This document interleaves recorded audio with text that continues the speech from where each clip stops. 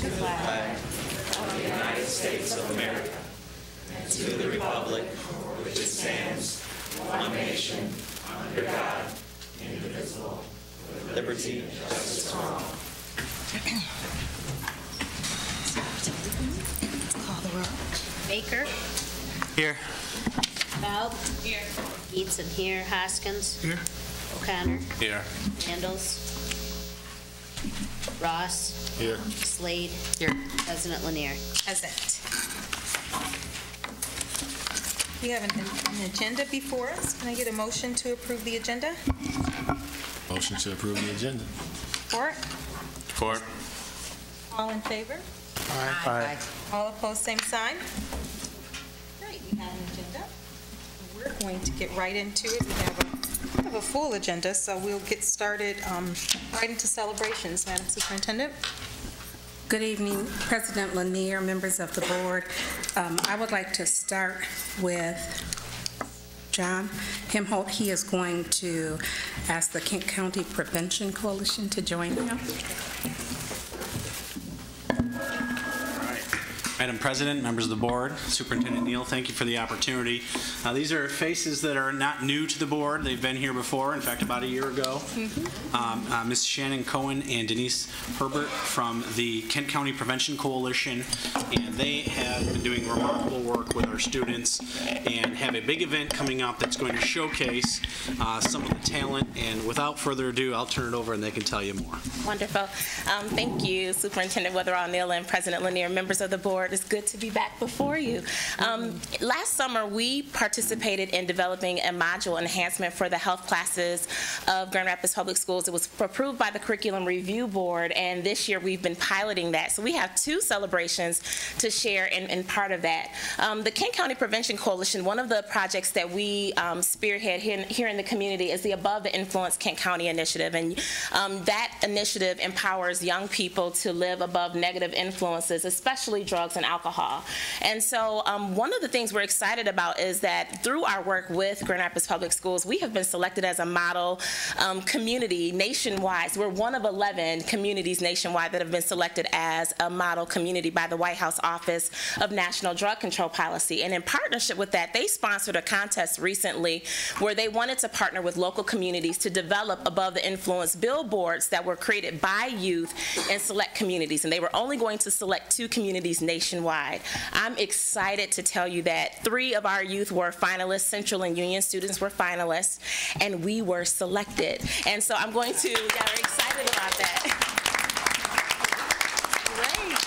So we're going to pass to you a 2-sided document. This billboard is actually up. It unveiled April the 9th. We have the locations where you can drive by and see this billboard, US 131, I-96, and we're excited about it. It was created by Thalia Vega. Thalia couldn't be with us tonight, but Thalia is a senior at Central High School, so this Let Your Heart Do the Speaking was the model that she created. The students had to use 6 words or less to describe what helps them choose, how they choose to live above the influence. So we're excited to see this billboard and it to be sponsored here in our community by the White House Office of National Drug Control Policy, and they will be on site at the summit to present a formal award to Thalia. So you'll see the billboard on the front and then the letter that she received from the White House on the reverse side, and we actually framed this and presented this to Thalia at our General Assembly meeting. So that's our first celebration. We're excited about that. And then our second celebration is, of course, the upcoming Youth Summit that we have coming up at DeVos Place. 2 days of just an unforgettable experience that we're planning for youth, and excited to have so many students from Grand Rapids Public Schools, so many schools participating as a field trip with that initiative. So we are really thankful to the board. Thank you for your support with social marketing and with the phone tree to really get the word out in the community about this event. And we actually, the celebration that we have, we won't show the video for sake of time, but we were able to create a 30-second PSA featuring Grand Rapids Rapids Public School students to market this event. Now, that's kind of a celebration, but the great celebration is through a partnership that we have with Celebration Cinema, that PSA is airing in 6 markets. So Lansing, Benton Harbor, Muskegon, Kalamazoo, Jackson, and Grand Rapids. So we're really excited that we are taking health and prevention in innovative ways with GRPS students and where youth are, where youth live and youth play. So we thank you for your support in that. Thank you so much. Thanks for being here with us. Any questions? Yes, colleagues, comments, questions? Right. Thank you so much for your work. Thank you. Thank you so much. You guys always come bubbly, too. Right.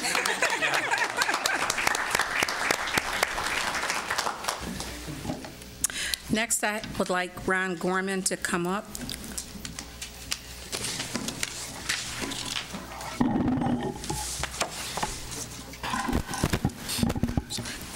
Good evening, President Lanier, board members, Superintendent Weatherall Neal.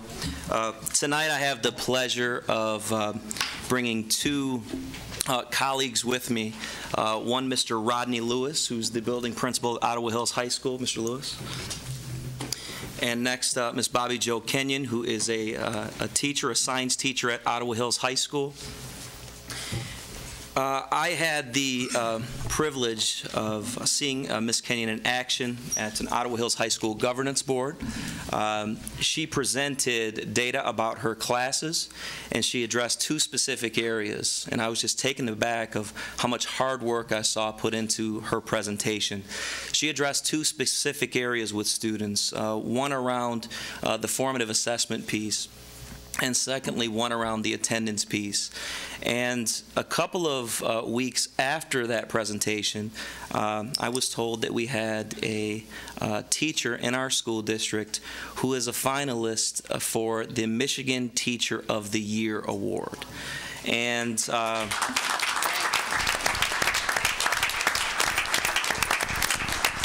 let's just say that I was not surprised when I found out that it was Ms. Bobby Jo Kenyon. This evening, I'd like to give you just a little bit of background information on this award. Bobby Jo was selected as one of 3 regional finalists for the Michigan Teacher of the Year Award. 4 state finalists will be chosen this month, actually this week. There are 2 other teachers who have been selected as finalists in our region, one from Greenville High School and one from East Kentwood High School. Some of the duties of the Michigan Teacher of the Year include serving as an ambassador for Michigan teachers, giving keynote addresses, and leading professional development sessions. Wow. So it's a very prestigious honor. The program is sponsored by the Michigan Department of Education, the State Board of Education, and Mimic Insurance Company. So without any further ado, I would like to give the rest of my time to Mr. Lewis and Ms. Kenyon just to speak about this great honor. Mr. Lewis. Good evening, President Lanier, board members, Superintendent Neal. It's a privilege to be able to come to you this evening and talk about Mrs. Bobby Jo Kenyon. Mrs. Kenyon is an exemplary teacher in our building, and we had an opportunity that's pretty unique to nominate her back in September for this prestigious award. And you know, I put a team together to kind of support her through this process to ensure that we had a player at the table. You know, I believe that, you know, sometimes we get lost in the shuffle of the paperwork and the emails and things like that. And so we really don't spend a lot of time of really looking through our organization to find diamonds in the rough or gems. And I think she is one of many that we do have, but she really stood out in my mind to be exemplary. And so I told Mr. Brown, which is Dean of Students, and Ms. Jan Barr, which is our principal's coach, to help support her in this process. And several months later, I look up and guess what? Bobby Jo Kenyon is a finalist for our region. And I thought that was quite unique, looking at the you know, sometimes when you look at student achievement levels and things like that, that may not be where you want them to be, but there's still people that do an extraordinary job in your organization. And so I think she has exemplified that herself. Through her instructional practice, through her relationships that she has with kids, through her connections that she has with parents. She demonstrates everything that we look for with effective teaching and learning in the classroom. But that's not the only thing or only reason why I nominated her. When I look at some of the leadership that she has taken in the building as a teacher, she's instructional chair for the science department. She is the co-facilitator of our instructional leadership team in our building. She just does so many things. She's a part of our formative assessment team. She started up a program this year called Girls University through Girl Scouts this year. She's taken the lead, and one of the things that I looked at last year is who are our next leaders in the organization, and she was one of them. And we kind of talked through what that process looks like, moving forward and growing as a career. And she really wants to be a teacher. And so I said, that's great. I love that. But how can you help affect the entire organization? And so she started taking on those leadership roles that we just talked about, instructional leadership team. She also facilitates the new teachers that come into the building from 0 to 36 months. So she works through professional development to help support their growth and development. So, she's been phenomenal, right? And so I'm not going to speak too much longer, but I am going to turn it over to her to speak. But she is an extraordinary teacher for us at Ottawa Hills High School. That's great. Thank you, Mr. Garment, Mr. Lewis. Thank you, Ms. Lanier and Neil and the board members for having me here today. Thank you. So this is your first opportunity to give a speech, just in case you win this, to go on tour. So, funny story to share. Kenny was a little nervous coming up here this evening, and I said, "Don't worry, Mr. Lewis and I always look for affirmation when we're finished to make sure that we did okay." So therefore, I told Ms. Kenyon that she's really off the hook. But if you have any questions at this time, please feel free. Sure, absolutely. You guys did a good job. But she is dynamic in the classroom. You're welcome to come see her at any time. She does communicate very well. That's great. Any questions, comments? Dr. Fowle? Well, I think a great teacher is a good listener and doesn't talk a whole lot, so I think that's a good indication. I want to thank you, Mr. Lewis, for putting forward the nomination and recognizing leadership and developing it. That's huge.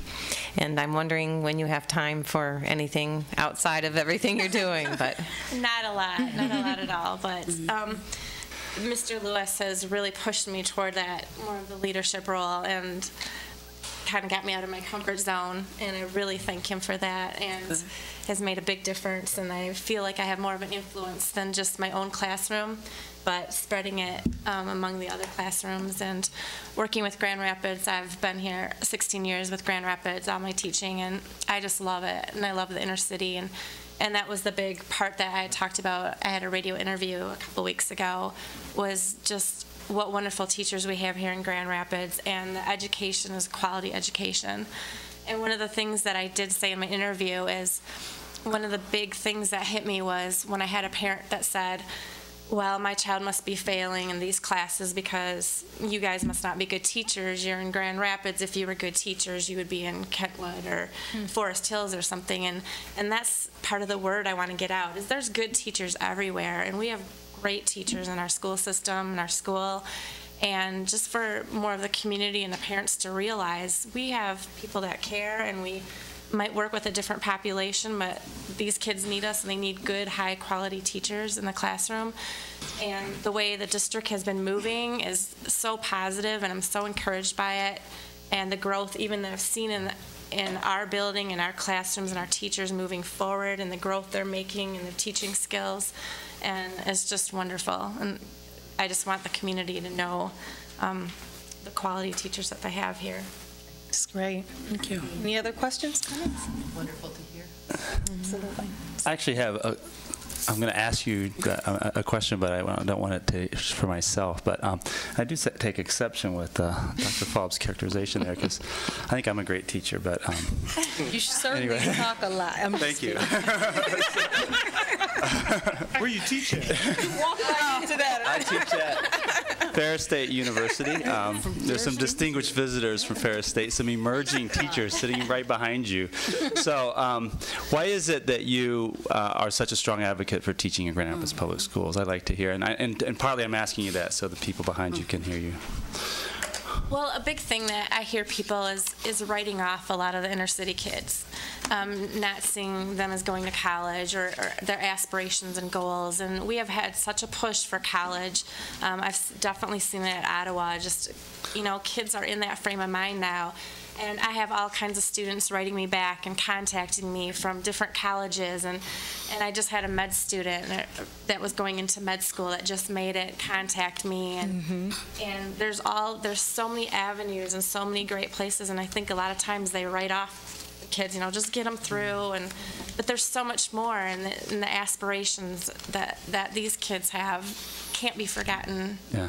And that's why I'm just so passionate to help a group that might be the first generation going to college, that have goals and dreams to become all they can be. That's great. Great. Thanks. Just to add on to that, and we'll close. But in her narrative that she wrote to the Michigan Department of Education, she shared with them on a number of occasions I was offered other jobs by teachers that enticed me to move to other districts, and that it was easier environment is what they called it. And so her response to that, Ms. Kenyon's response to that is, it's not about just being easy, it's about making an impact. And so I think that was the critical component when I read this that really stuck out to me in her work. So. That's great. What you didn't get to see were some people behind you that was very moved by what you had to say. So anyway. Thank you. Thank you.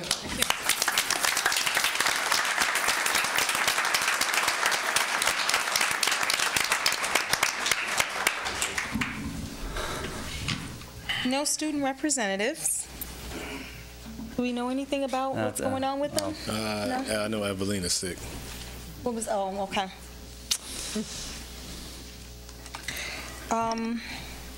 Public comment. I just got a card. Is this for agenda item or non? Okay. So off to the reports. Secretary's report. Thank you. I have one letter that President Lanier received that I would like to take an opportunity to read. I would like to thank the board for recognizing the Grand Rapids Public Schools hockey team that was done at the last meeting. They are very excited to come to the meeting. I'm sorry the coach did not read the letter from the Jennison parent that was sent. So there's a letter that's attached to this from a parent in Jennison that apparently had an opportunity to witness our kids. So I want to share this. Some praise from a Jennison parent last night. As a parent and a teacher, I was amazed at the positive attitude your entire team exhibited throughout the season. You may have lost all your games, but you stand, all in capitals, above any other team by your positive attitude on and off the ice, determination, and your desire to continue to give it your all even when the odds were against you. Very proud of your team and the positive support I heard in the stands from the greatest supporters. Continue to live life in this fashion and you will all go far. Attitude is more important than ability. Congratulations to your entire team. Congratulations to the parents and coaches for showing this team what is important in life. Positive attitude, support, and determination. From a stranger that noticed. Carrie DeBryan. Nice. Good job.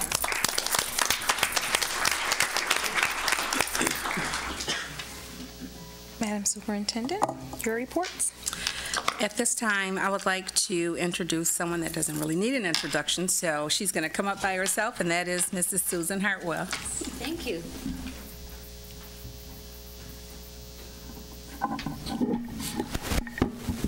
Thank you, President Lanier, members of the board, and Superintendent Neal. Thanks for the opportunity to come talk with you briefly once again. And We have really, in the last couple of months, taken the steps to ensure we have good communication between the Board of Ed, the administration, and Student Advancement Foundation as we link arms and we're walking together to link our resources of our community to the needs of our youth, which is what we're here to do. One of the our primary goals was to start this new relationship just really clear about what the Student Advancement Foundation does, why we exist, and really just give an overview so that from this point on, we're kind of just establishing this base. So I have provided to you some overview of actually, this is the financial overview. This outlines the impact areas, because that's what we are. We're an organization there to make an impact on your students that are here right now in GRPS. Around the area of literacy is one area, and these are not special campaigns. What we're talking about here is ongoing. What we're talking about here is an every year commitment for the Student Advancement Foundation to support the youth. So in literacy, really it's to make sure our libraries stay updated by contributing $4 per student per year. In the arts, it's to make sure that we assist by providing funds for art supplies and music supplies every year. Again, it's a dollar amount per student. In addition to supporting enrichment, arts enrichment, community-based arts enrichment experiences for every youth from grades 1 through 7 now. And I'll just say, it goes from just providing transportation to buying tickets. Basically, it's access, because we have wonderful community partners in this community. And those community partners that work with us in this initiative are the Children's Museum, Civic Theater, Art Museum, Frederick Meyer Gardens and Sculpture Park, the Symphony, UICA. So we kind of help maximize their contribution by making sure we can extend this to all of the youth. Environmental education, this is another one of our impact areas, and we ensure that 3rd, 6th, and 9th graders all have a significant outdoor education experience at Blandford Nature Center by underwriting that program. Math, science, and technology, we had a special campaign to make sure that there were graphing calculators here and available for every high school student in the math and science classes, and the peripherals that they need to go with those. So we're making the commitment to maintain those. And then a recent attempt to help our youth have access to technology outside of the school buildings was another partnership with the Grand Rapids Public Libraries, and we put laptop computers in those libraries only for GRPS kids, middle and high school. They can access all of their schoolwork right from the whatever we call that first page that comes up. Homepage. The home page. They can go to E2020. They can do whatever any student would do on their own with a computer. We are not limiting them. The library asked us, and we said no, but we know the library has the filters that make it safe for our kids to be exploring. And physical wellness is the newest area for us, and I was here not long ago, and we were talking about the basketball and the track and the cross country. And we're very excited that working with the district now, a sport has been identified. This is all for elementary students. In the fall. So there will be an after-school physical fitness sport activity for elementary students, most of them grades K through 5, basketball 3 through 5. In the fall, winter, and spring. And that fall one is soccer. So we've just gotten that nod that we can go out there and raise money for the soccer. And that's going to be what we are really going to promote at our Mind Share event, which is our big event coming up next Tuesday. And that's going to be our request to the community to help us fund that. And I think they're going to resonate with it. I think our community will just celebrate this effort to keep our kids active. So those are our main areas. As I said, these are ongoing. It's a commitment from us to you, and it's, but we do not fund it. We don't have any money unless we go out there and raise it, and the philanthropist for all of this is our community. So it's community members and our corporations that step forward in a big way, because this annual support totals $337,000.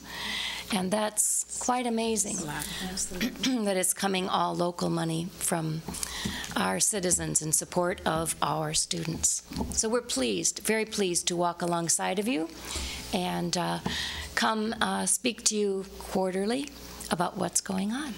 Happy to respond to any questions. Any questions, comments for Susan? It's wonderful that it's all coming locally from our community. That's a great support for our kids. Yes. Thank you so much for your work. Good. Thanks, Susan, for sharing the My report. pleasure. And I'd just like to add a little bit. Part of the Student Advancement Foundation strategic planning process, the survey that the board received maybe 3 weeks ago, that was part of the strategic planning process and the communication and beefing that up.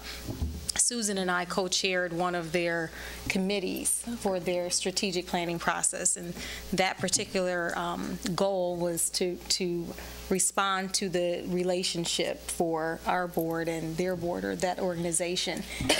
Sure that this board was aware of what was happening with the Student Advancement Foundation, and that Teresa and her team connected with the Student Advancement Foundation on a regular basis, and some of the things that came out of that was to issue a survey that the survey went out to our board, the Student Advancement Foundation's board, as well as Teresa and her cabinet level staff. And so we got that feedback, and I believe John sent that out so everyone could see the results from that.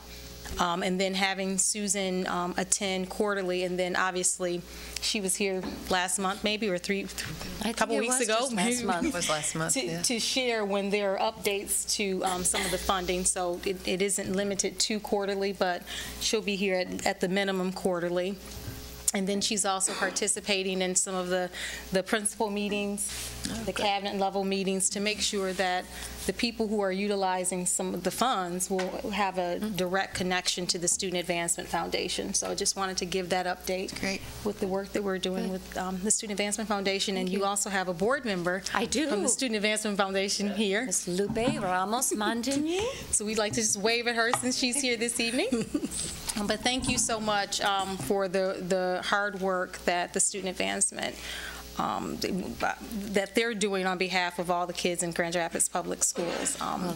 We have a unique opportunity in the Student Advancement Foundation. Not every school district can say that they have a foundation who's working on their behalf and only their behalf, and I think that that's Well, thank you. We have a board of volunteers that are so committed to making a positive impact for the youth that are in Grand Rapids Public Schools. It's a very inspiring organization to be involved with. Yep. Thank you all very much. Thank you. Thank you.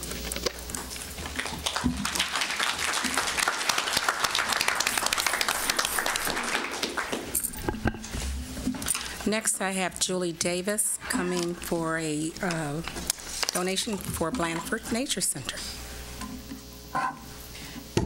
Good evening, President Lanier, members of the board, and Superintendent Weather-on-Leo.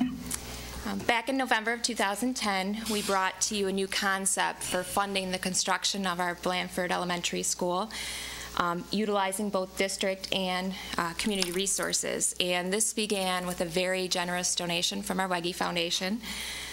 A lot of hard work and diligence has allowed us to not only reach our goal, but to actually surpass it. So we're very excited about that. I'd like to give special recognition to Terry McCarthy from the Wege Foundation, who has really spearheaded her efforts in her leadership in securing all the donations to make this new school building possible for us. Thank you as well goes out to the Student Advancement Foundation, as they have graciously continued to partner with Grand Rapids Public Schools and to be a flow-through for these donations. And lastly, I'd like to also thank Mary Jo Kuhlman, who from the district has been a true leader in making sure that we're all on the same page and keeping us moving forward. The architects for our project were Progressive A&E, and Rockford Construction is our construction managers. Lastly, what I'd like to do is to read a list of donors who've helped to make the construction of our Blandford School possible. We're continuing to receive donations, so please don't think this is an exhaustive list, but it's pretty nice. So I'm just going to read them down, their names. There's some foundations, there's some individuals. Ralph Hohenstein, and I apologize in advance if I slaughter any names. Terry McCarthy, Ellen Satterley, Paul and Nicolette Baumgartner, Susan Hartwell, Mary Jane Dockery, Cliff Wegner, Ryan Huppert, Mary and Thomas Brink, Michelle Obuhanek, Bert and Janet Blakey, Wynn and Kyle Irwin, Marilyn Drake, Mike and Susan Jandernoa, Bissell Incorporated, the Wege Foundation, the Gillette Family Foundation, the Meyer Foundation, DTE Energy Foundation, Steelcase Foundation, Peter and Emma Jean Cook Foundation, Doug and Maria DeVos family, the Rich and Helen DeVos family, the Fry Foundation, and of course Grand Rapids Public Schools. Just wanted to let you know that there's a groundbreaking ceremony on May 9th at 1:30 p.m. Do you have any questions? I'd be happy to entertain them. Questions, comments for Julie? They're quiet tonight. I think they're trying to get out early. Right? There's something to it. Thank you, Julie. Thanks, Julie. Thanks, Julie. Next, I have Ron Gorman and Mr. Lewis, once again, for academic upgrade. There's been a lot of stuff going on, you guys, behind the scenes.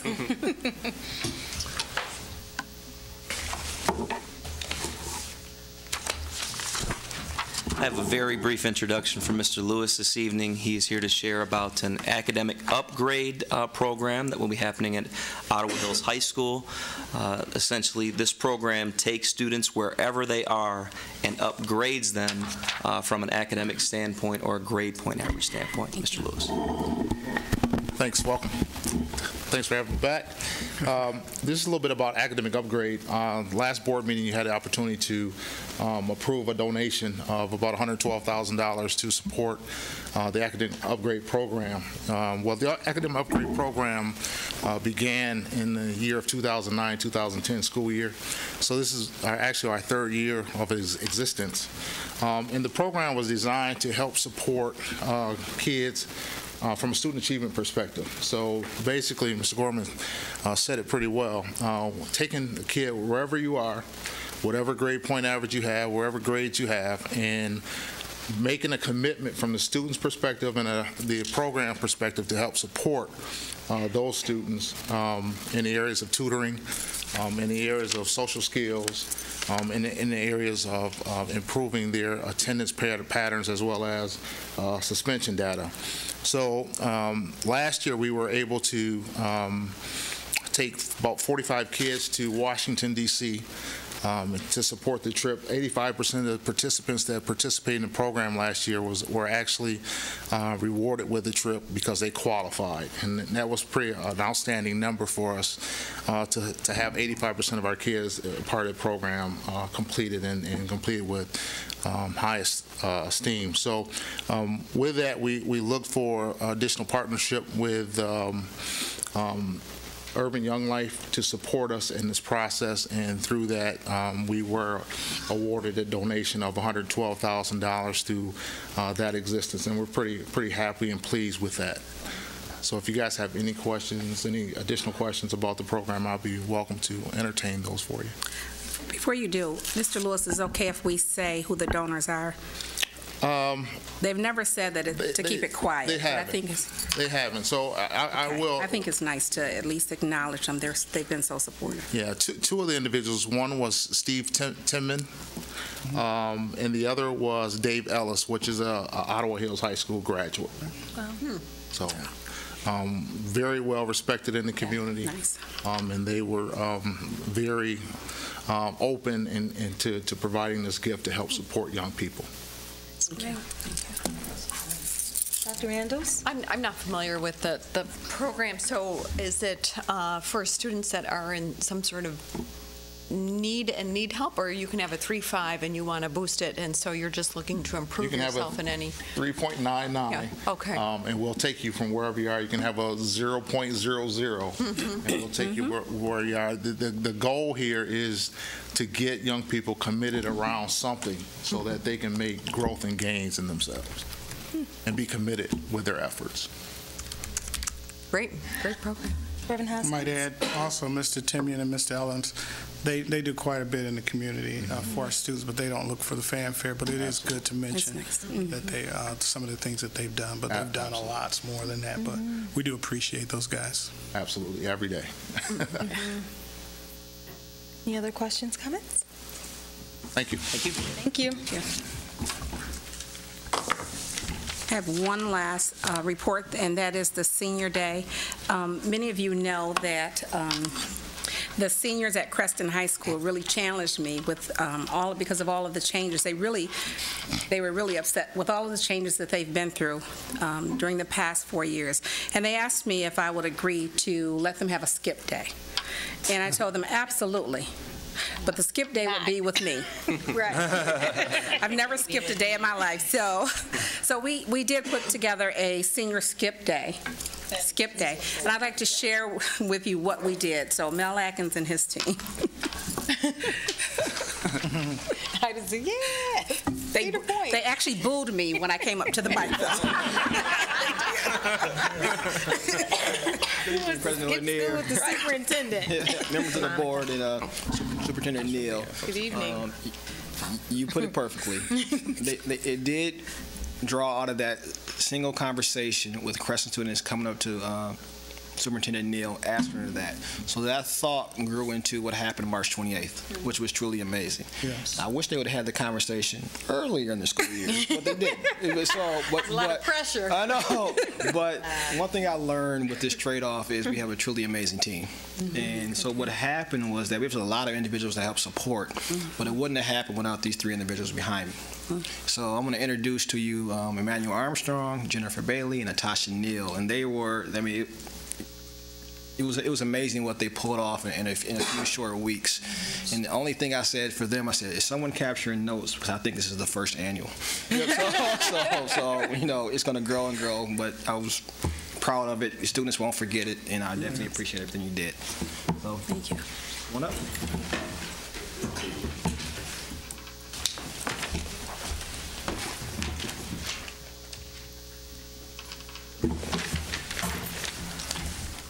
Good evening.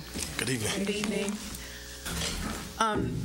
Nell and Teresa sort of touched on a little bit of what each of us were going to say, but I got charged with speaking about the impetus for having the event.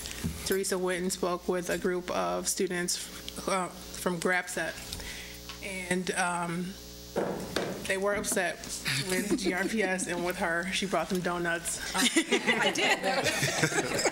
Did work. But we put a lot of resources to help support students who need it, but one of the things that Teresa wanted to do was to celebrate the students who were on track or close to being on track.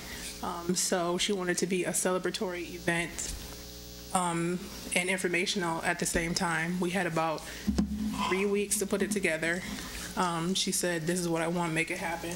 And so that's what we did. Just like that. We pulled together a team from student services, youth advocates, counselors, family support. We couldn't have done it without our team.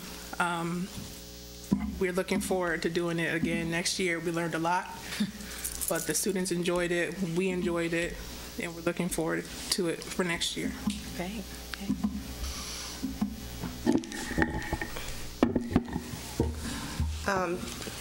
To ensure that all our students are career and college ready, we provided 5 workshops that were 30 minutes. Each student had an opportunity to attend 2 of those workshops. The workshops included assisting students through their senior year, so some of the students who were struggling, it gave them opportunity to meet with their counselor one-on-one or as a group.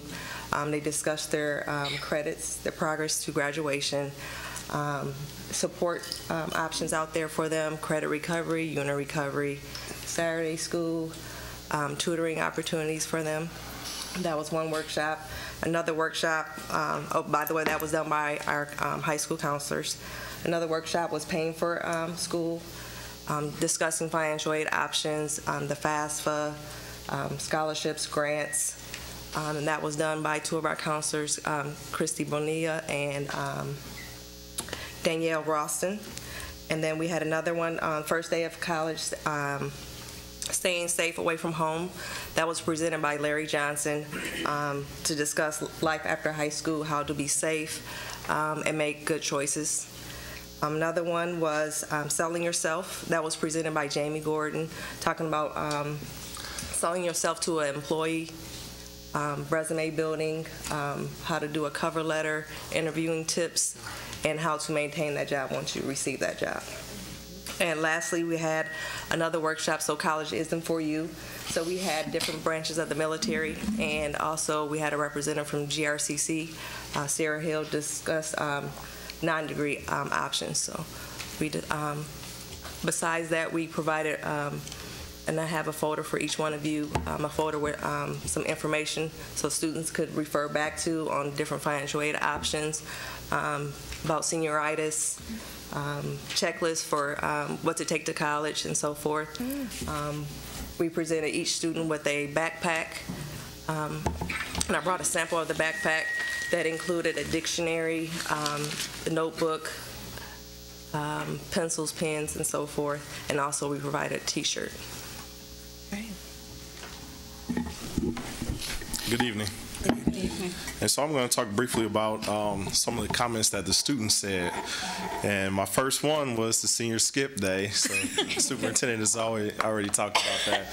But I can assure you by the end of this day, Ms. Neal was no longer getting booze anymore. She was standing outside as the students were leaving. It was approximately 400 students, and they were doing everything from shaking her hand to giving her a hug, and a few students affectionately said they loved her for doing that. So, but overall, the students were very appreciative of this, you know, to be inside this organization as a student from K through 12, and then to have a culminating experience like this where they get together with their friends, different teachers, different counselors, and our building principals. Everyone just all had hands on boards, and they were just so appreciative of being in that moment and being with the superintendent, who not only just came and spoke, sat, ate, laughed, and attended the workshops with them. So overall, the students were, if I can say one word, they were appreciative of that. And also the seniors, they were just overjoyed that as adults, we thought so much about them to pull them out, put on these workshops for them, and where we didn't tell them what to do. We gave them a list of 5 things they could choose from. They chose 2 things that really fit, you know, their criteria and what they were looking for and what they wanted to get out the workshop, and to attend the workshop with some of their friends, like I said, different counselors, administrators, and even support staff, the Larry Johnsons, the Jamie Gordons, to come in and give their time to present. So overall, the students were overjoyed that we thought that much about them, to celebrate them and to look at the students that were on point and doing what they were asked to do, and basically just taking care of business. And so overall, we would like to congratulate those students for not only representing GRPS in a positive light, but representing themselves and their families as the graduating class of 2012.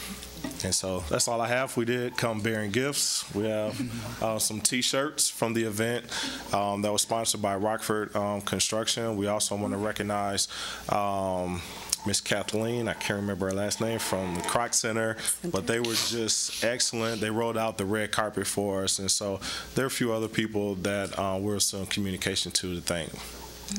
Well, there's a couple other pieces that you should know. We also had voter registration there by retired GRPS teachers, and it was amazing, the number of students that actually registered to vote. So that was powerful.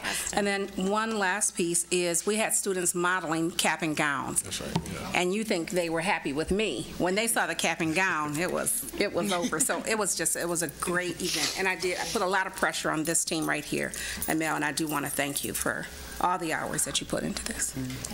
Any questions, comments? Reverend Hoskins? Just a comment. Thank you, Superintendent Neal. Thank you, guys. I know you were under the gun, but I mean, I was there. My wife and I attended. It was phenomenal. You know, as a parent of a senior and as a board member, I was very proud of GRPS, not only that day, but all the time. But certainly, you know, I sat in Mr. Johnson's session twice. I actually did. And I got something out of it. How to make good decisions when you first day of college? No. You didn't have it before you went to Ferris. Actually, when I sat through it, I was so amazed that we went and grabbed our daughter out of another session and brought her in that. We sat in the second session with her. I bet she and appreciated Mr. Johnson, I've got to get a CD for you because on yesterday I preached that sermon. Remember I told you? And it's been about 2 weeks ago, but I didn't know this term. Keep it 100. Keep it 100. Maybe you guys know it, but I preached that yesterday, and I mentioned your name in there, so I may need a patent from you. I don't know, but it's on our website. But it was great. Thank you guys, and you did a great job, and my daughter's still talking about it. That's great. Ms. Keaton? Thank you for all your efforts. I really appreciate it. I think it's events like these that really keep our kids engaged and looking forward to the following year. We've had those throughout the school career. It's that camp at the end of third grade, and it's that something at the end of the fourth grade, and the field trip to Chicago in sixth grade. That's what keeps kids going. And this is awesome because look, they're so close, right? They're so close. We got to just keep them engaged, and it's the fun stuff sometimes that helps keep them moving forward. Yep. Any other questions, comments? They are going to actually get a skip day. Is it May 4th, you guys? May 11th. We're going to Houseman Field. We're going to have a field day, right, with the seniors. So they will get a skip day. Thank you. Since we didn't have any snow days. Supervised skip day, still. I wish I could have attended, but I also think getting teachers and students and superintendent out of a typical structure, a typical context is really fantastic for building community and building relationships, and that's a great idea. I love the voter registration. Yeah, it was great. It was great. I popped in for a few minutes, and I attended Mr. Johnson's workshop and Jamie Gordon's. No, I only went one time. Actually, I didn't even attend the entire workshop in Jamie Gordon's, and really good. And it was just the atmosphere. The kids, they were happy, and Superintendent Neal was extremely happy, and they have the right person because they'd asked me for a skip day. I'd have said, go for it. Where are we going? Cedar Point road trip.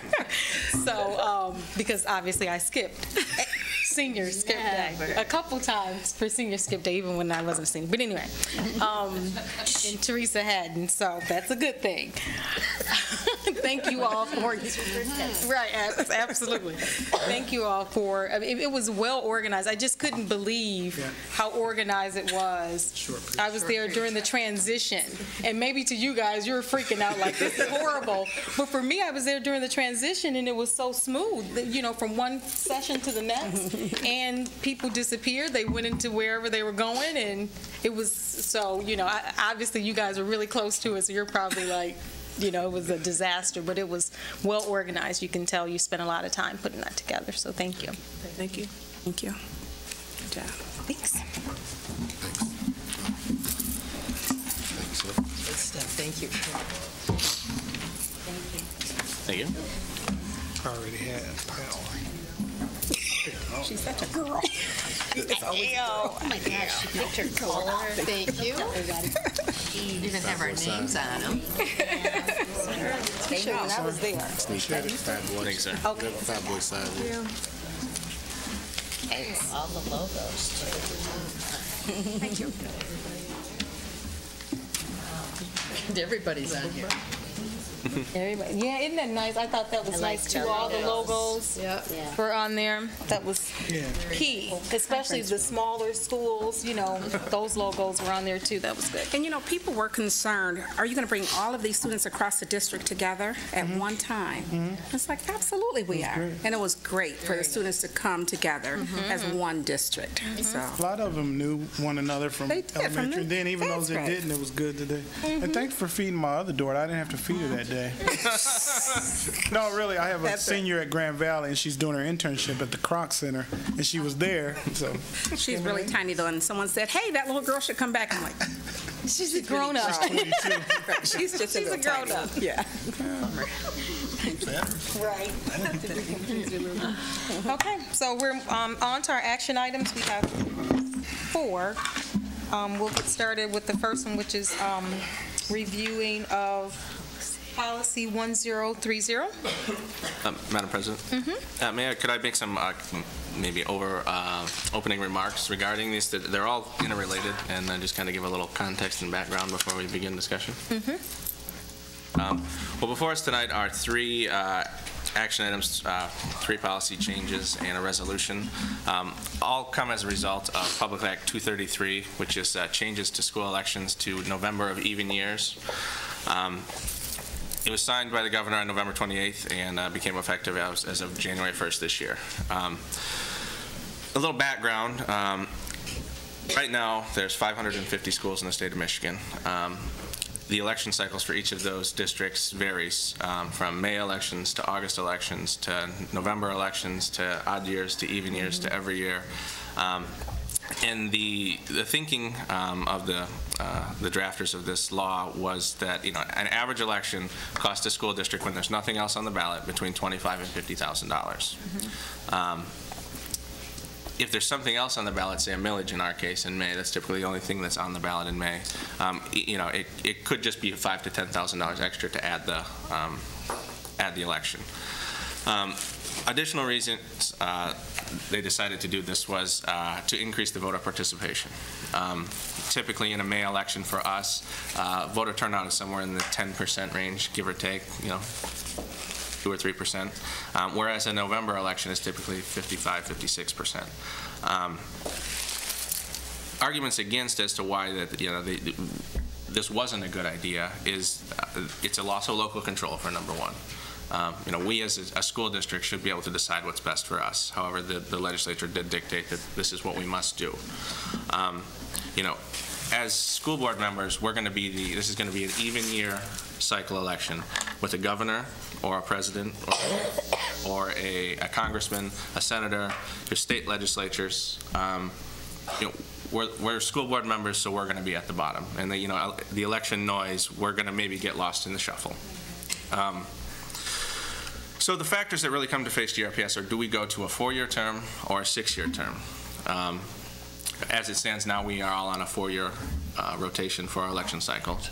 And now there's been arguments made both ways as to whether it would be better for a district to remain at 4 years or to shift the election cycle to be a 6-year term, so that there's not increased turnover. If we were to remain at 4-year terms, our body would then be split 4 members in one election, 5 members in the opposite year election. I mean, if you went to a 6-year term, there's 2 scenarios that play out here. A 6-year term, the way the law is written, everyone's current term will be extended to the subsequent election following when your regular term now will end. The problem with the 6-year election as it was written, if we just extend everyone's terms, is it'll end up being a 2-5-2 rotation for 6-year terms.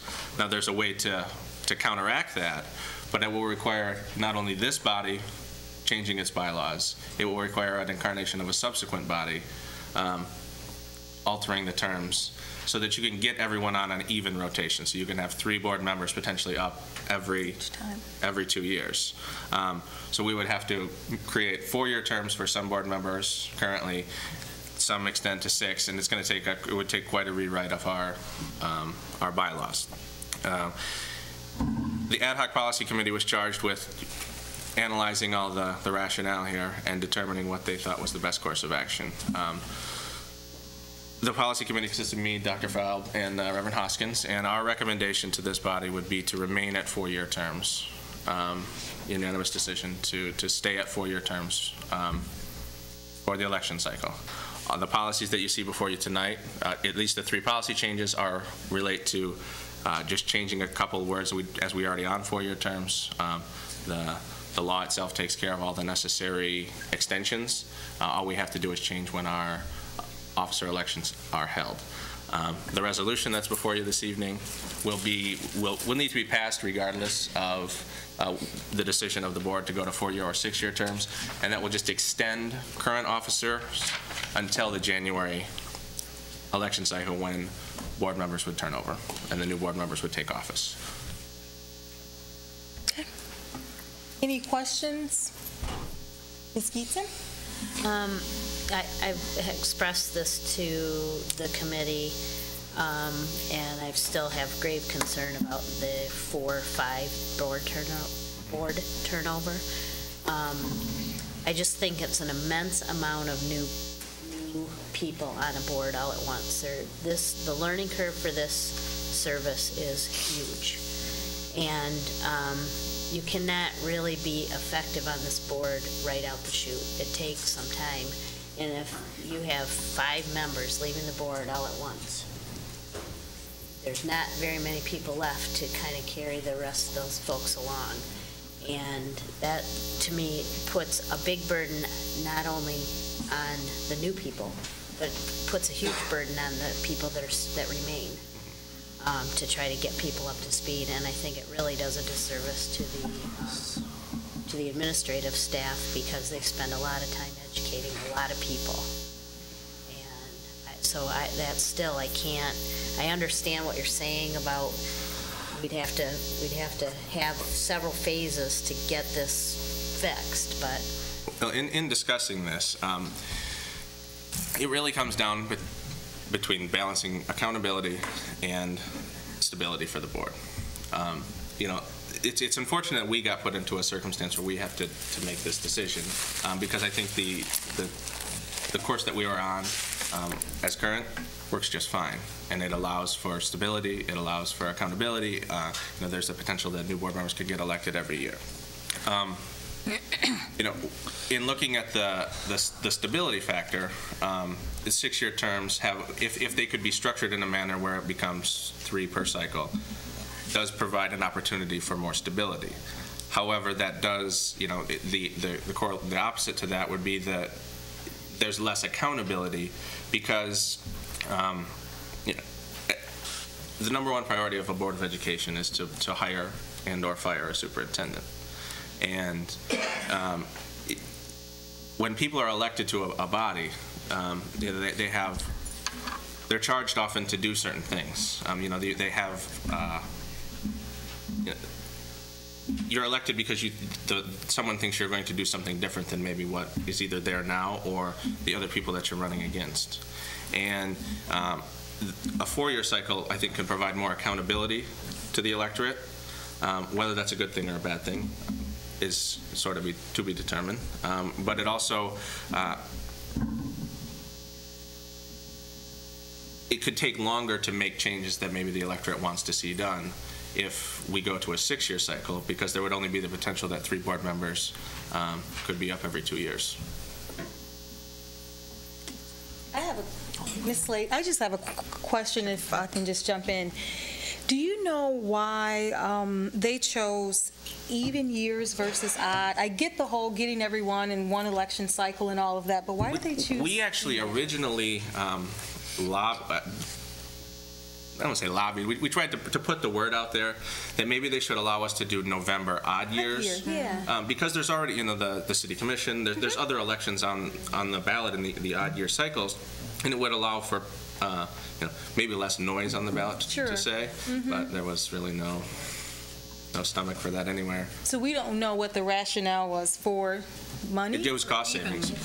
But cost savings how? If there's something on the ballot every odd, maybe that's not the case in every city. Do you think that could be what it was? You know, I had some numbers. There were, like I said, there's 550 schools. Yeah.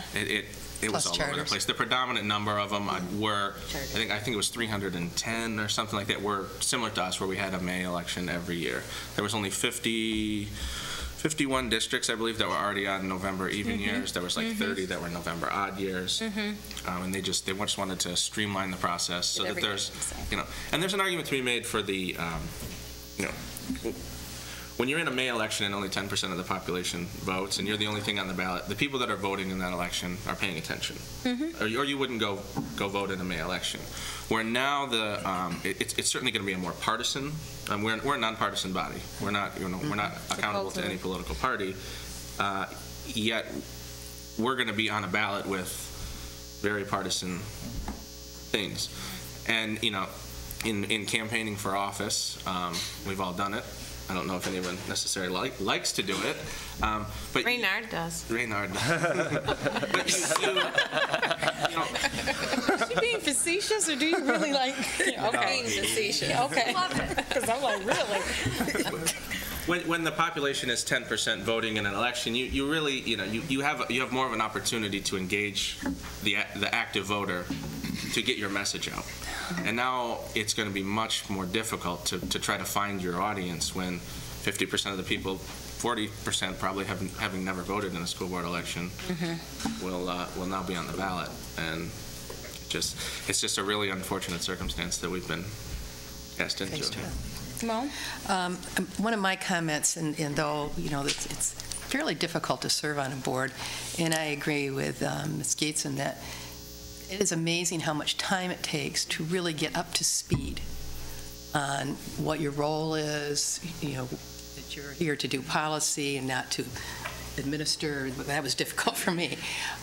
So, in many ways, though 4-year feels good to me in many ways, 6-year at least it gives you more time to really get up on it. I think that's why a lot of board members have gone for 2, because it really takes some time to get up to speed on what you're doing on policies and laws and finances and educational systems, and to really know the district, and again to deal with the leadership and the superintendent. So it's hard to do that really fast, and I think in that way the 6 years appeals to me.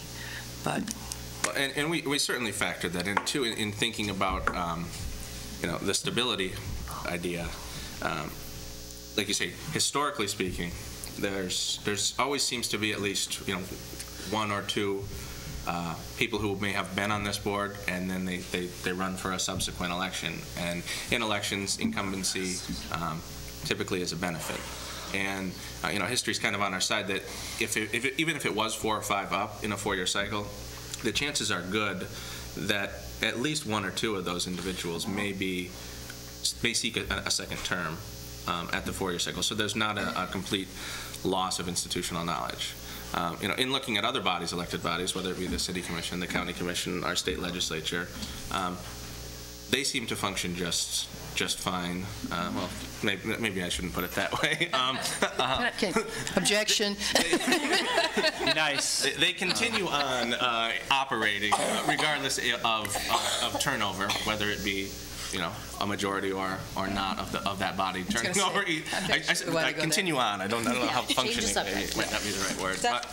Oh, I'm sorry. Were you done, Mr. O'Connor? Because I had a couple of. Well, and we also just to the 4 or 6 year point, it's wanting to have the term, regardless of who's going to put their name on the ballot to run for office, that a 4-year term may entice more people to participate in the democratic process because it's a lesser commitment than if a 6-year term may be a hindrance to some individuals having to make that long of a commitment to be in the public spotlight here.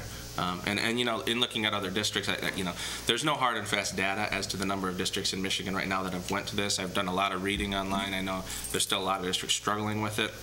There's some that are 4, there's some that are 6, there's some that are still working on it, but there's no data as to where anyone's really going with this.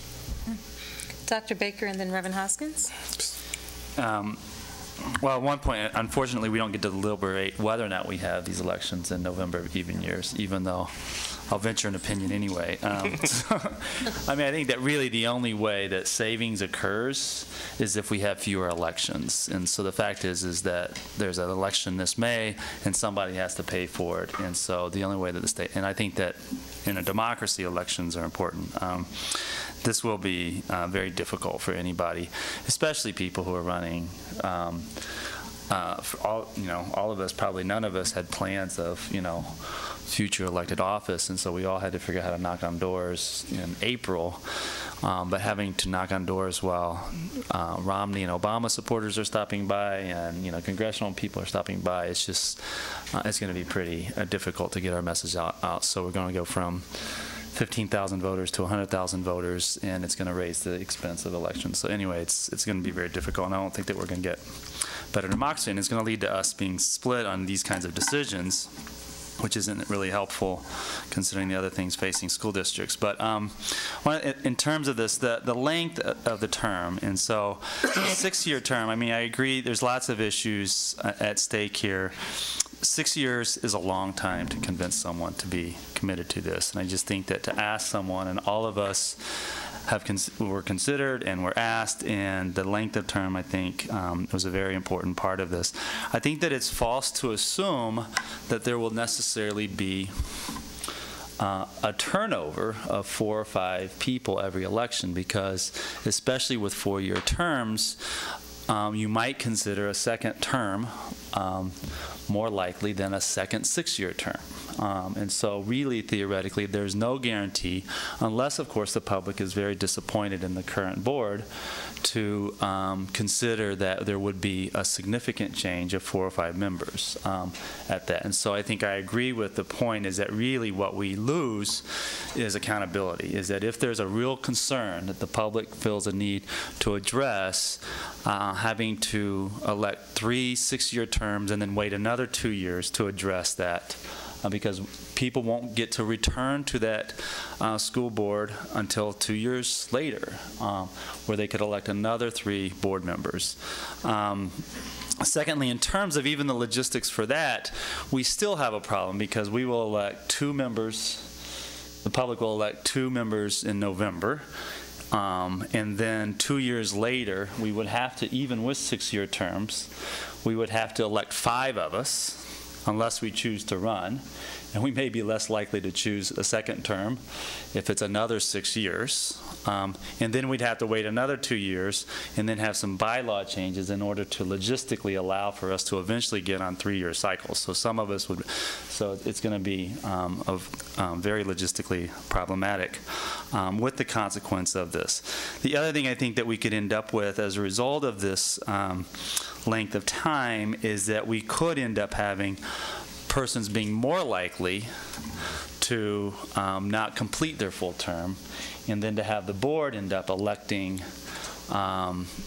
someone to replace persons, and that person could theoretically serve quite a bit of time until the next available election.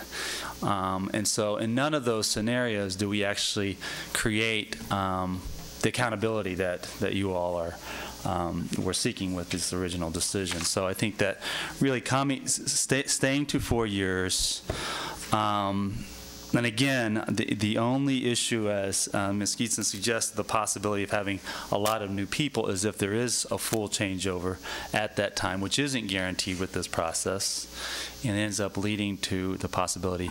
And it's just going to be, school board is hard work, and we all have to hit the ground running.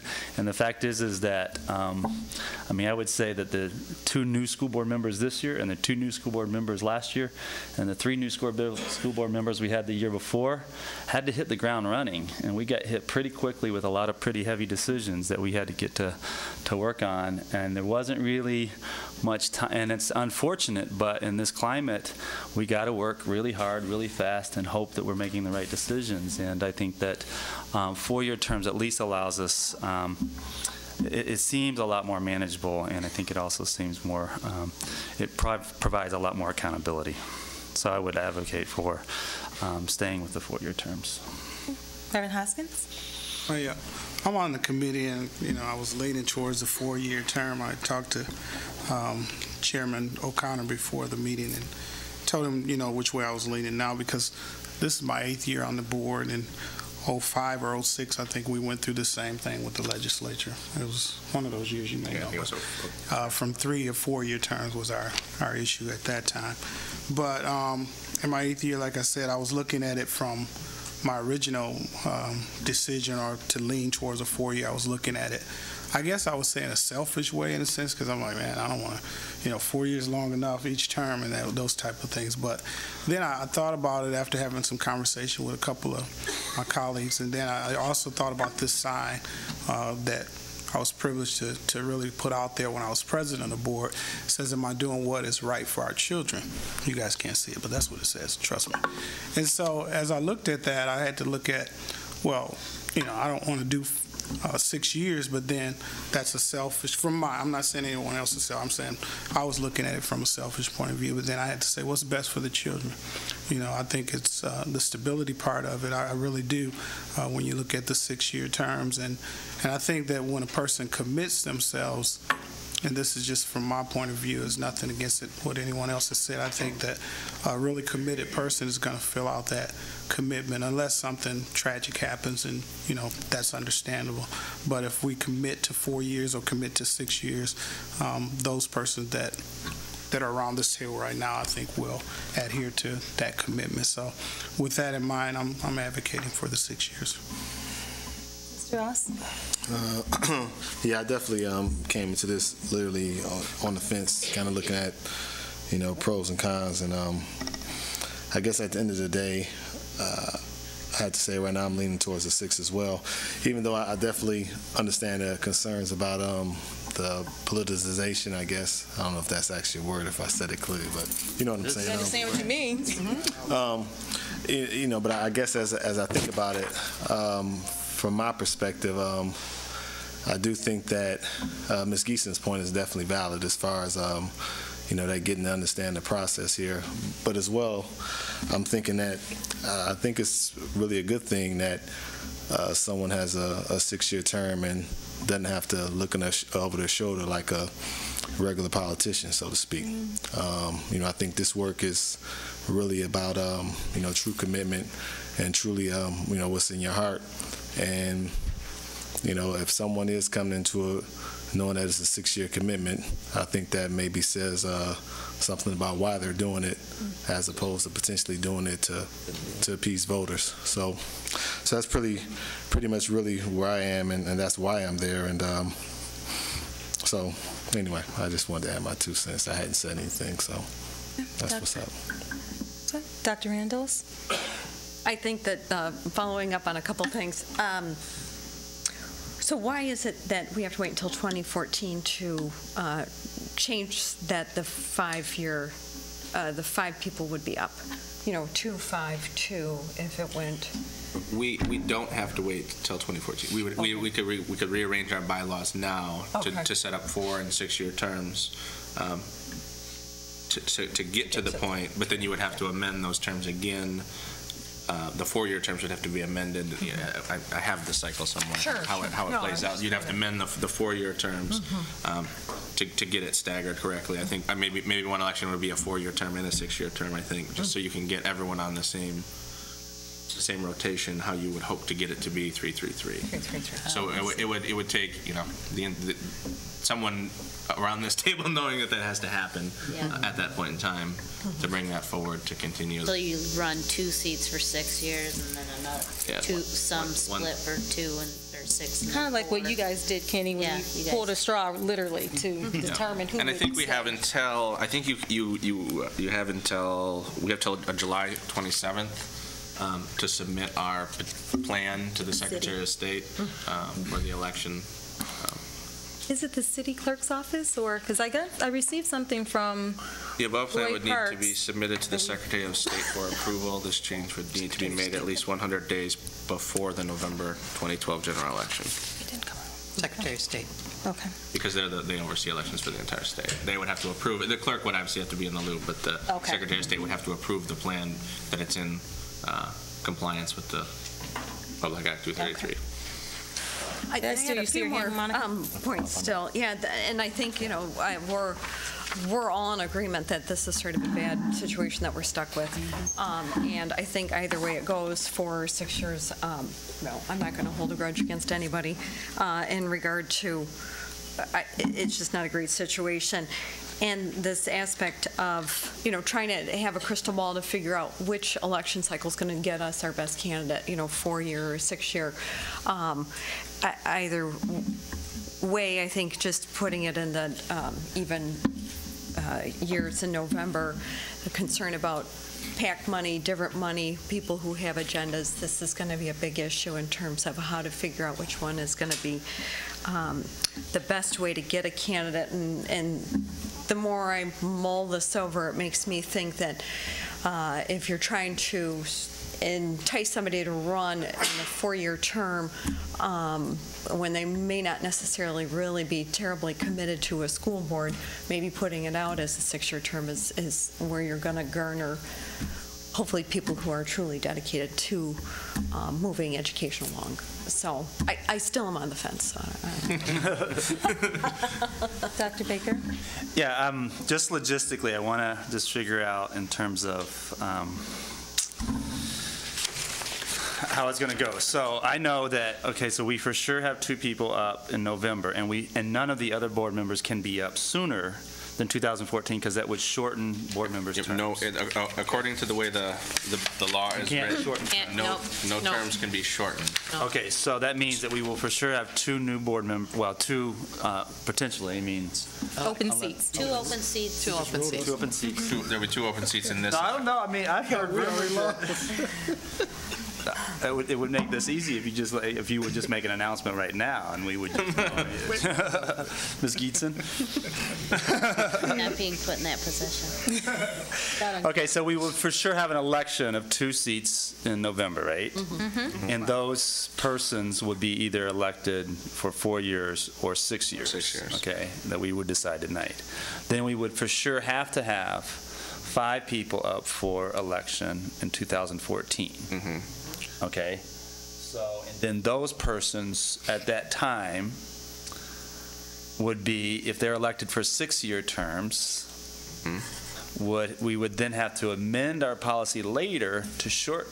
What you would potentially do is you would break it to be either 2 or 3 of those would be, probably 3 of those would be 6-year terms, 2 of those would be 4-year terms. People would have to declare it up front.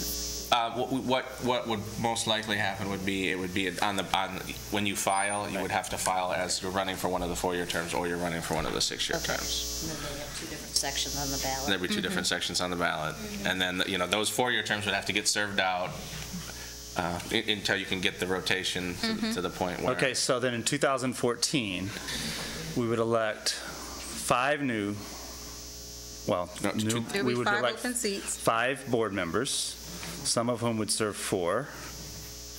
And this is the math, which would mean that their terms would go to either 2018 or 2020, right? Mm-hmm. So this seems like a real commitment. These people are planning to have grandkids by then, all right? So, okay. I'm not even planning to have grandkids by then. So, okay, but then in 2016, what does that election look like then? Because we've got 5 board members who can't be up again until 2018, right? Well, the 12s would still be the 2 6-year terms. The 2 people this year were elected to 6-year terms. They wouldn't be up until 2018, and so then you would still have. Then who would get elected in 2000? Who would run for election in 2016? There's 2 people left. Yeah, there are 2 people. 2 people left. 2 people left. 5 plus 2 is 7. Plus Right. 2 is 9. So then those persons would. So, but it would be 2020 then, until we got to our terms of having every three board members every 2 years. Well, there may potentially be one of those that has to be split, one 4 and one's a 6 to get them. So really, we're voting on what the arrangement of the school board is going to look like in 2020. Or 2022. And Reverend Hoskins, when was the last time that the state made us change our It was either election? 05 or 04, and what Okay. happened then? So it's likely there's a chance that we will have, by the time we get to this thing, that the state will have changed the way it does school board elections Well, the anyway. first impact would be 2014. Well, 2014, we would still have to elect 5 board members. I'm just, right, but I'm But it would just saying depend on how that long they the would term almost is. have to make a change before 2014, before this kind of kicks in. That would be the first time it kind of kicks in with the 4, 6. The election consolidation package happened in 2005. 2005, so it's just been 7 years. So I guess my point is, though, is that it's still, in order to get to what we would like, which is 3 new board members every 2 years, we couldn't get there until 2020. And it's 2012. So if we went with 4-year terms today, at least then now what we do know that happens is that we would end up having 5 and 4 turnovers. Right. But really, we don't really get what it is that we would like, what some people would like, until much later anyway, because we're not going to get that. And that assumes that by 2020, things haven't changed. Unless like what happened with Lisa Hinkle and I, we actually ran on a slate together. We came in at the same time, but you notice she's not here and I am, because I had an extended year, and so we balanced that off. So then we would have to have a 2-year term. I'm just saying that's how we balanced it off. So maybe. But you guys were on an every year election cycle though, where you now we could have to do wait 2 years to balance things. Right. So this is really quite a. Yeah. And the way that the scenario is drafted on the. That some of what you're talking about, we went through the attorney. I mean, you're actually reviewing a lot of the conversation we had, and that's why we ended up with a 4-year, because when we started mapping it all out with the attorney, it was a mess, and it wasn't necessarily going to add stability because of the 5, and then so then we were like, yeah, it's not perfect with a 4-year, but. And we're unique in the fact that it's a little more difficult because we are a 9-member board, and I think we're the only 9-member board in the state of Michigan. Where if you have a 7-member board, it would be you could do 2, 2, 3, or however you want to do it. It would be you could get there a little faster. Yep. Well, many of the points that I wanted to make have been made already, and I do believe that the confusion behind the 6-year term, it does take a while to get into the cycle so that it kind of looks normal. But I'd rather have one opportunity to have 5 members up for election than every other year, which would be the case if you remain at a 4-year term. So I am in favor of a 6-year term. I think that the stability that when you look at neighboring districts that are thriving, that are successful, it has a lot to do with the stability at the leadership level.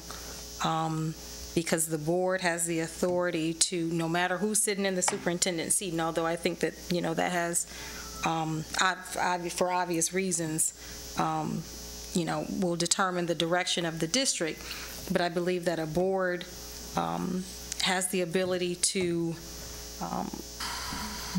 assist in the direction of a district.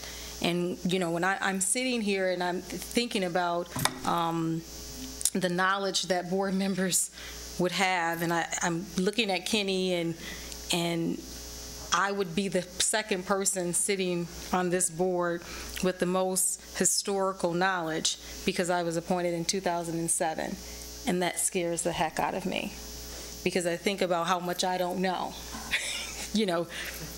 and I'm supposed to be the one with, the second most amount of experience, having been here a little bit longer, obviously the same length as some of you, but a little bit longer. And I just believe that is to the detriment of our students. I believe that direction can be changed at the drop of a dime. This school district has done a lot in trying to bring stability to transient students who switch from school to school. to make sure that if they leave one building and walk into another, that we can pick up and be able to educate them without them missing a beat, and that's tough enough. But if the direction, which has the potential, I understand that it isn't guaranteed, nothing is guaranteed, but it has the potential of being able to change every other year, and I think that will negatively impact the students of this district. I have been asking board members across the state. While we were in D.C., I was asking the Michigan delegation what their plans were, and everyone is going to a 6-year term, those who have not already made that switch. The Kent County delegation, the same thing. Everybody's saying the exact same thing, that you had to kind of take self out of the equation and do what was best to bring stability to a district. And I've expressed this to Mr. O'Connor for months now. When this kind of first started, this conversation first started, that this was my position, and I have been asking questions to try and make sure that it's the best decision, and based on all the information that I've been able to garner, I am remaining with my thought and position of the 6-year term. Any other questions, comments? Dr. Randles? I just want to comment that it's, I think we're all belaboring these points because I think it's just a bad, we don't feel like it's a good decision anyway, and I want to thank the committee for working hard and presenting some solid information. And I think that, like I said, nobody's happy with trying to come up with a solution to this, and I think we all understand the weightiness of being a board member, and that we want it to really continue to encourage good candidates to come forward. Mm-hmm. And I think, and to that point, there are a couple local boards who have 6-year terms, and they have boards that look a lot like this board, with a diverse group of working professionals, retirees, and each time they're up for election, they have good quality candidates who are applying. So, and maybe a couple that may not be, but that's the same with us as a 4-year term. So, some good quality, and then every so often you're like, where did that come from? So I think that, I don't think that is going to deter people who are very interested, and I think Mr. Ross said it best. You'll get candidates who are probably more serious about their commitment and the passion for this work versus, a political stepping stone. Dr. Falk? I think all of us are concerned with, both accountability and stability and responsiveness and getting good candidates, and, which it's going to bring it. One of the things we haven't talked about was serving 2 terms, and you can go either way. We had all of this discussion in the committee, but if you're looking for longer institutional knowledge and longer commitments, it's quite often board members serve 2 terms, but I think that will be very unlikely with 12 years in the mix. So on some level, we were thinking the 4 years would actually encourage longer term service with, somebody running a 2nd term and doing 8 years, but with running a second 6-year term, it might be unlikely. So you might inadvertently, in trying to get more stability with the 6 years, you might inadvertently get less stability. So you'll get board members serving 6 years versus 8 years. So that was another point we had in our discussion, and that was actually something Reverend Hoskins had brought up, and we talked about it. So I just thought I would throw that in. Ms. Geeson? So in response to that, I don't know if we even know what we don't know yet about what it's going to be like to run in November. Yeah. These elections have gotten more and more difficult over time. You have to raise more and more money, and to do that twice, I think, is difficult. You do have the benefit of being an incumbent. I don't know how much that'll really matter in a November election, because as you've pointed out with statistics, a lot of those people are not paying attention to who's sitting at this table. So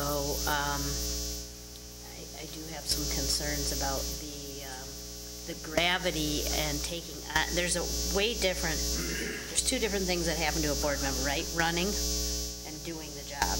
And they couldn't be more different if you tried.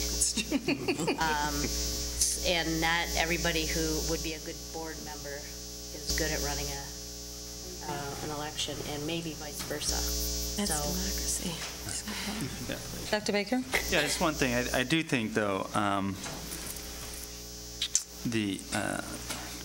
a couple of things. I think that, first of all, I know that everybody here takes their service as board members to be one of the most serious parts of their lives, and I think that I hear a lot of great things about the current superintendent, and I hear a lot of great things about this board, and I think that there's a trust in the community about the work that this board is doing, and I think that that wasn't always true.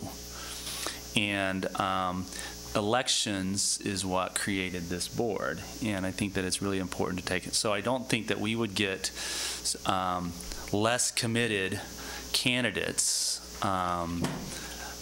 because they were running for 4-year terms than 6-year terms, because all of us are sitting here elected to 4-year terms, and all of us probably pondered a lot the gravity of the commitment we were undertaking when we chose 4 years.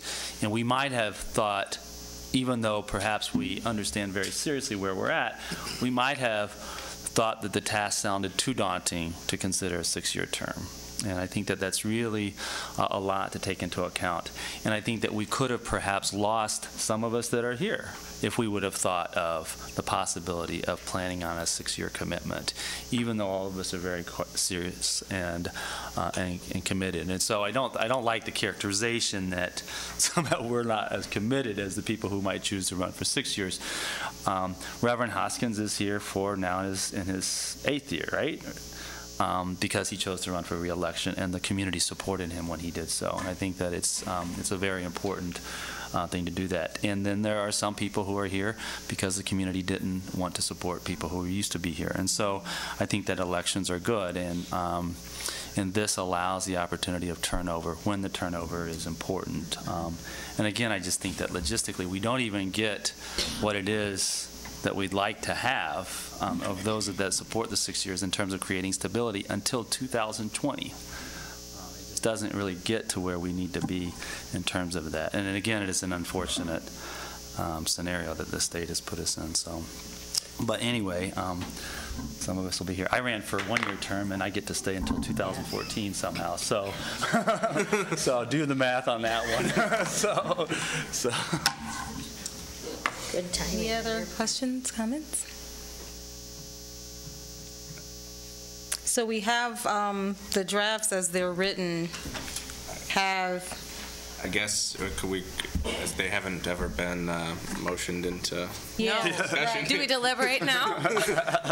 Well, that'll make getting through all of them much faster than... policy committee guy would have been able to decide. I guess we would first... take off and like, this isn't real important. Just thinking, how to do this appropriately.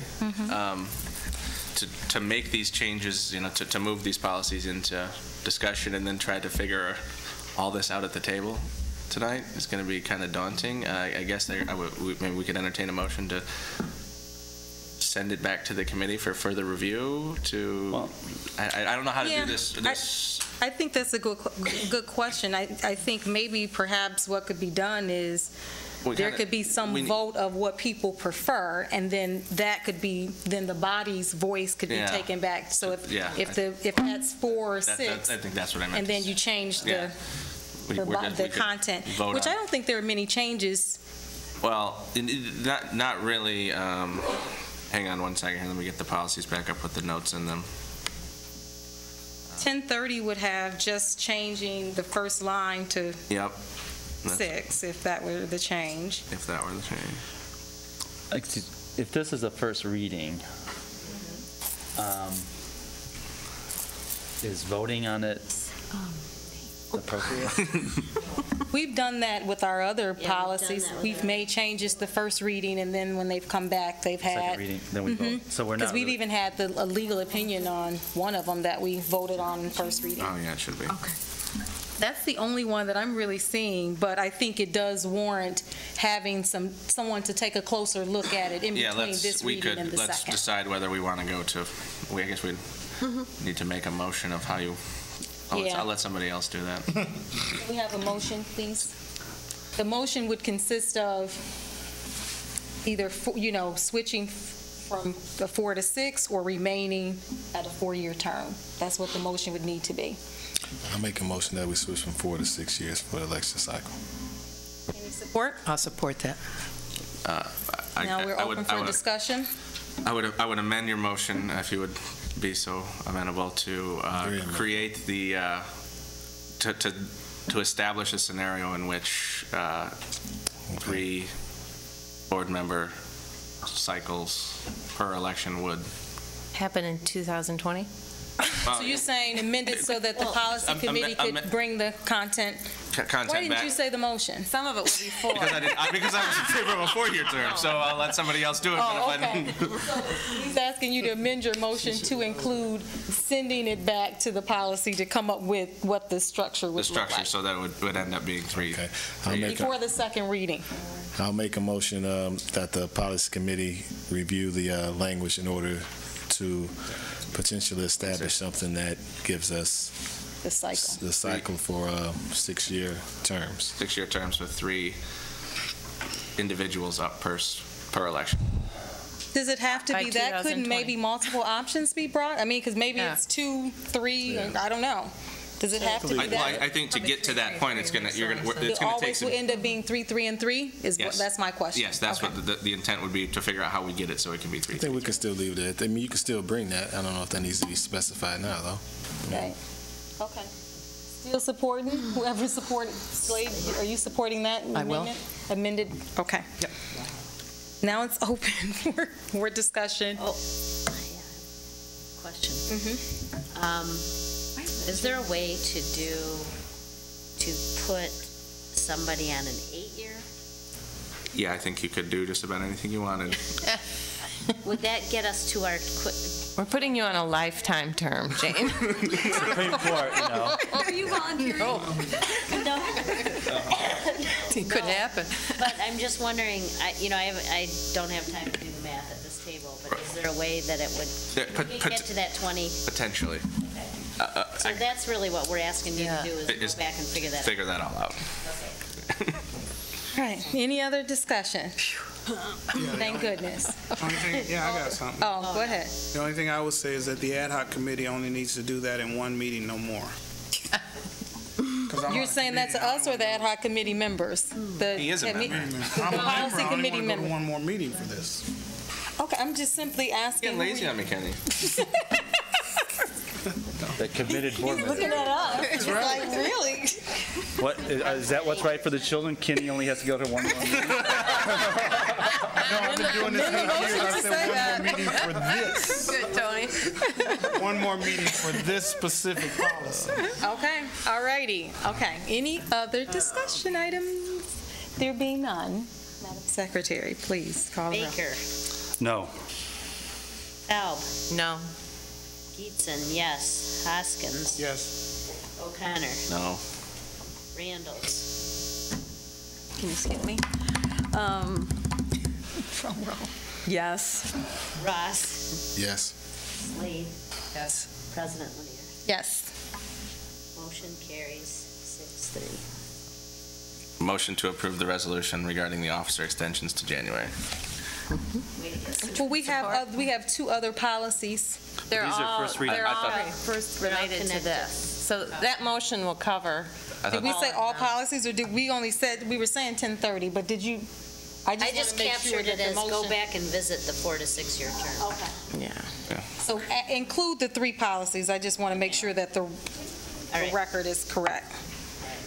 And then on 1152, there is a July, it should be January. I supported it. You said there's a July that should Just be for the January? resolution? Yeah, it's just a pro forma to. The resolution is just regarding the extension, as our current board election cycles are up in January, or in July, this would automatically extend all of our officer positions until January, and that this resolution will have effect regardless of 4 or 6-year terms. It's just, if not, we can have an election in July if you like, and then have another officer election in January.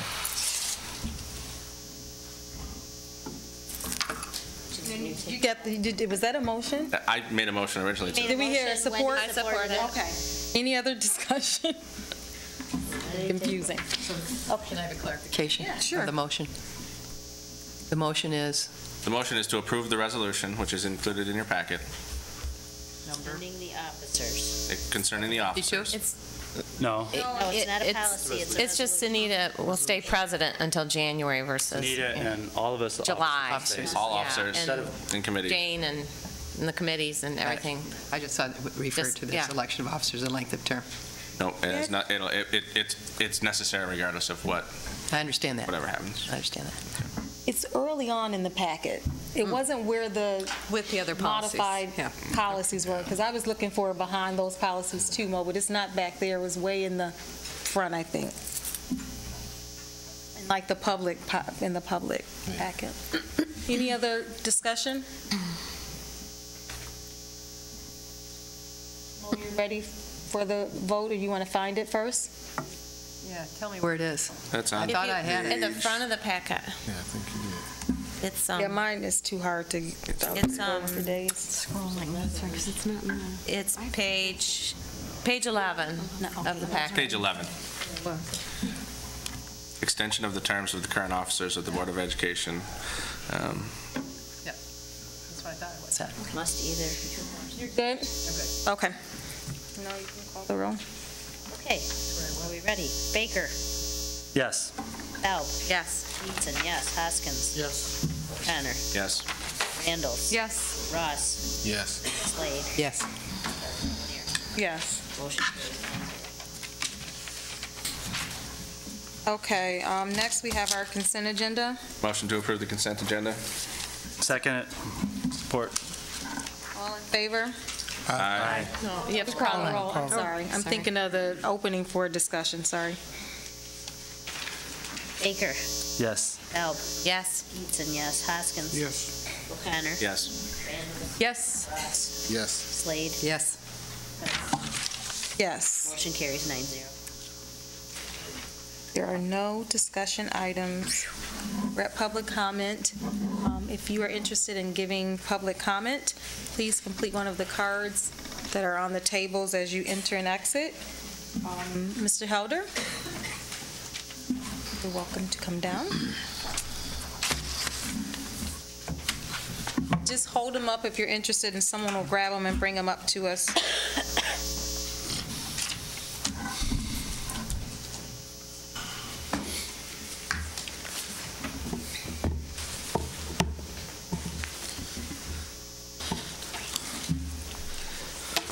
Good evening. Good evening.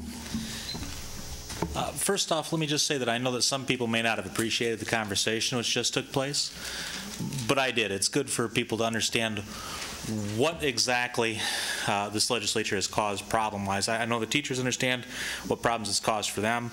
The poor understand what problems it's caused for them. The retirees understand what problems it's caused for them. This is about local government and those rights being stepped on too, and the issues that it's going to cause throughout this state. There was no right answer to the problem facing you. There isn't one. They're all bad choices. Voter participation will increase, but voter information about who they're voting for will decrease dramatically. I don't think that serves children well at all.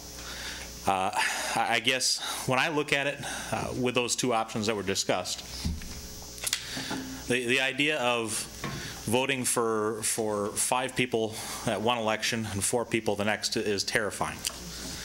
On the other hand, if it was 6-year terms, I'd be addressing President Mueller right now. So there has to be an accountability piece in there as well. And I don't know what that's going to look like. And in a way, fortunately, I don't have to decide. I guess I would ask the board to look very carefully and see if there is a plan C somewhere. Stability is easy. Everybody has a 25-year term. That's stable. Accountability is easy. Everybody has a 2-year term. Where you find that middle ground, I'm not sure. I don't envy the task in front of you.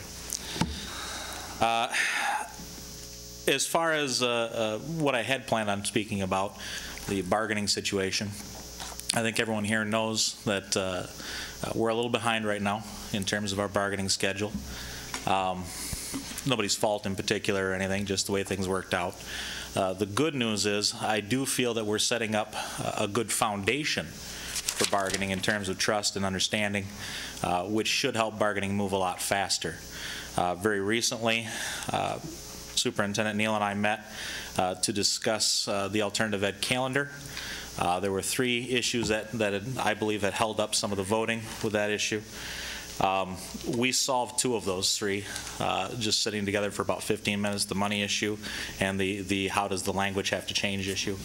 The 3rd issue we were not able to solve, and believe it or not, it's not because she didn't want the change or I didn't want the change or the association or anybody else. It's because the attorneys don't agree what the changes that Lansing has made mean. And because they don't agree and can't agree, and the havoc that potentially could cause, we were not able to reach agreement. But I want to make sure the board understands one thing, and I know I'm out of time. One of the major differences, bargaining-wise, when I talk about the foundation we've set for bargaining, when Ms. Neal and I could not agree on something to take back to our respective teams, we hugged afterward and said, well, we'll figure it out later. I don't need to tell you that would not have happened. Okay? Not without an ice pick in somebody's left hand or something, you know, in the past. So it is an improvement. I'm confident that bargaining will proceed quickly once we get started on it. Thank you. Thank you. I had a card from Lupe, but I don't see her now. We went too long. We dressed so well for her tonight. I don't know about you. Okay. Oh, I'm presentable. I don't know about others. Right. President Lanier. Thank you. Yes. Mr. Johnson was thinking maybe she's in the lobby. She withdrew. Okay, thank you. Oh, okay. Okay, superintendent's comments? I would just like to really thank Rockford Construction Company for their support for those seniors. That was awesome. I mean, we put the call out and they answered right away and did what was necessary. And it wasn't just the T-shirts, but the backpacks as well. So I really appreciate their support. Okay. Mr. Ross? No comment. Ms. Slade? No comment. Ms. Geetson? Oh, I just want to thank all the people that help make the school system run well. I mean, we could not do this without our partners. You heard many of their names tonight, and every single board meeting, all of these people that are graciously giving, and that's what makes all this possible. So thank you very much. Thank you. Dr. Randalls? I just want to thank Superintendent Neal. All we keep hearing is more and more great things. I love it when she gets a challenge and pushback from the students, and she converts it into a great learning opportunity and helps kids reframe their feelings about schools. So I salute you. It's wonderful. Thank you. Mr. O'Connor? I'm just excited to announce that last Friday at the City School Liaison Committee, in partnership with the City of Grand Rapids, we will be having recycling instituted in all district facilities sooner than later. Including this one? That's right. All Yeah, We're still in process. Mr. Klumparents is still in process of working out some details. This could potentially be a cost savings for GRPS. So we'll Another win would be to get rid of these. Yes, absolutely. So soon. A lot of our buildings are already participating on their own, on a voluntary basis, but we're gonna make sure that recycling bins and/or dumpsters will be provided at all facilities within the very near future. Way to lead. Reverend Hoskins? Just glad to have everyone out, especially some individuals from from Ferris State University, where Dr. Baker is a professor, and where Mr. Lewis is a graduate of Ferris State. Larry Johnson. Oh, I didn't know that. Larry Johnson and myself. So you got a lot of Bulldogs up in here, so welcome, Bulldogs. One of your Bulldogs dogged me out tonight, but One of your Bulldogs and so, dogged. yeah, so when this Bulldog, I won't mention any names, but when this Bulldog, You're keeping it 100. there you go. When this Bulldog gets 8 years on the board, and I don't brag, I put my boast in the Lord, but when my first 5 years, I was perfect attendance at every committee meeting, so I am very committed, but I like to make productive meetings and not just meet to meet, so that's what I meant, Dr. Baker. But You're in your sunset years, right? there you go. I'm in my sunset years, so. Dr. Paul? Well, I just want to thank the donors to the Blandford program. My son is there this year. It is an amazing program, and I noticed that at least two of those donors are Grand Rapids Public School employees who are also former Blandford graduates. I know Mr. Baumgartner was one of the first Blandford students, and I think that goes to how formational that program is. It really makes an impact on those kids. So. Dr. Baker? Yes, Tim, you want to wave? Tim for Rockford Construction. So Tim actually does a lot for Grand Rapids Public School students and works with the Extended Learning Opportunity as the chair of that group, and I think it's really important. It's nice that they're contributing so much to the kids here. Also, I'd like to thank John and the rest of his committee. This is a lot of these policy discussions are actually quite a bit of work, and if you notice that they had to listen to lawyers and get legal feedback, and it's quite a bit of work that that goes into this. So I really appreciate that work. And I want to thank Ferris and Virginia for bringing students persistently. I think that probably more so than any other university that shows up every semester and really hopefully get you guys to understand this kind of work that ends up influencing what happens in your buildings, although it's maybe difficult to pay attention to it, but this stuff ends up mattering. So great that you guys are here tonight, and so that's it. I'll make it fast. I'm grateful for Susan Hartwell for stopping by, and hopefully all of you are planning to be at Mindshare next Tuesday. And as well, Shannon and Denise, the event that they were talking about, the two-day conference, also includes Kids Speak. So those of you who have participated on the listening panel, hopefully you guys have agreed to doing that. When is it? The 27th of April. And I'd just like to also add to the committee, thank you for your work in doing the research for this. If I can just give some input, I know that the ISD, who has a staff attorney, as well as MASB, who also have attorneys on staff, they have, it'll probably be free to get them to help you out with the cycle. That instead of spending money with any attorney that we may have affiliation with. Our attorneys already provided some framework for us, just figuring out the details. Yeah, so if you guys needed that, I know that they have, it isn't in favor of either, but they have some of the information, the background information, and may be able to help with some options and how a 6-year term cycle could look. And that's all I have. Have a great evening. Meeting adjourned. I think we